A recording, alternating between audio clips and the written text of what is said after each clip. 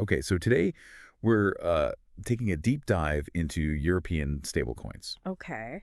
um, and specifically this company called StableR. Mm-hmm. They're making some pretty interesting moves. Yeah, they are. And And a lot of stuff going on over in Europe. yeah, and a certain stablecoin giant that you've probably heard of, Tether, Right. they've taken notice and they've made a pretty significant investment in this company. Yeah, that's really interesting. What is it about StableR that's attracting them? Well, Could they be the key to like unlocking the potential of stablecoins in Europe? that's the question, isn't it? Yeah. I think to understand StableR, we kind of have to back up and Yeah. figure out, like, what is it about stablecoins in the first place Right. that is so appealing? Yeah, why are they so interesting? Why are they gaining so much traction? Mm-hmm. Well, they offer this kind of best of both worlds situation, right? Yeah. You have the stability of traditional currencies like the euro or the US dollar. Right. But you also have the speed and accessibility of digital assets. Yeah, like the ease of sending a text message, Exactly. but with like the reliability of good old cash. Yeah, Right? that's exactly right. Yeah. And StableR itself operates two stablecoins. Okay. One is EURR, which is pegged to the euro, Okay. and the other is USDR, which is tied to the US dollar. Okay. And they've chosen to build these stablecoins on Tether's Hadron platform. Hadron. Yeah. Okay, I'm not totally fluent in all this crypto speak. Right. What does that mean? So Hadron, Yeah. it's basically a blockchain platform Okay. designed specifically for building and managing stablecoins. Okay. So think of it like as the foundation Okay. on which StableR stablecoins operate. Okay, got it. It's a technical detail, Yeah. but it speaks to the sort of underlying infrastructure that's Right. supporting StableR's ambitions. Okay. You know? So Tether obviously sees something in this company. Right. But how big is the market that they're stepping into? That's a good question. Yeah.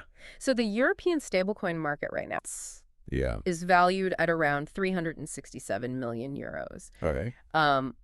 which may sound like a lot, Yeah. but it's still pretty small compared to like the global stablecoin giants. Okay.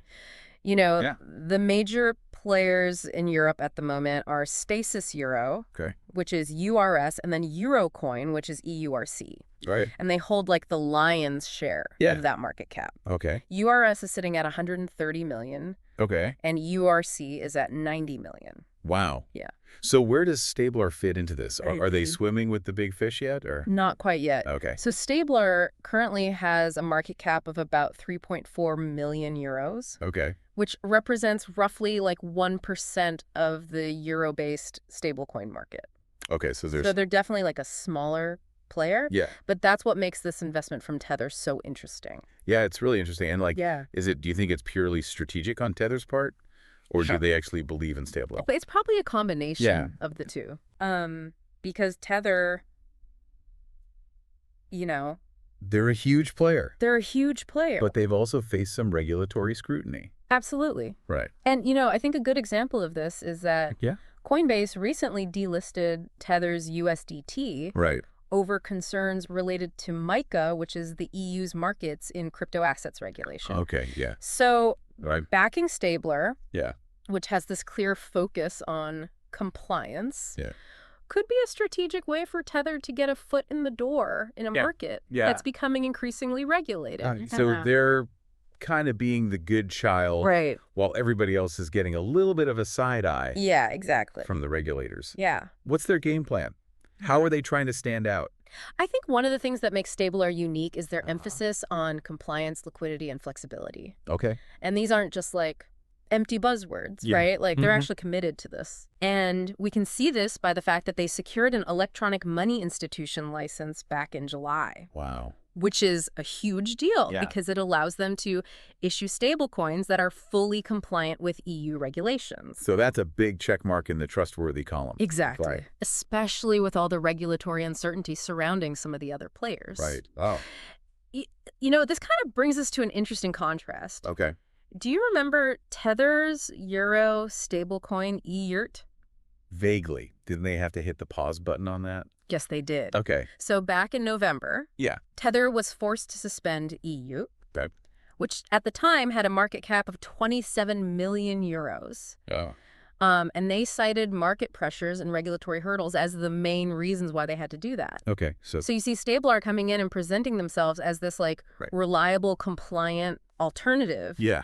in this market where even the giants are facing challenges. Right. Yeah. So while Tether's over there navigating all these regulatory hurdles, Right. how is StablR positioning themselves to like capitalize Yeah. on this whole evolving landscape? I think, their compliance-first approach could really be a game changer here. Yeah. Particularly for institutional investors Right. who are often wary of the regulatory gray areas surrounding crypto. Oh, yeah, they want to make sure they're Yeah. doing everything by the book. Exactly. And Yeah. so by playing by the rules from the get-go, Yeah.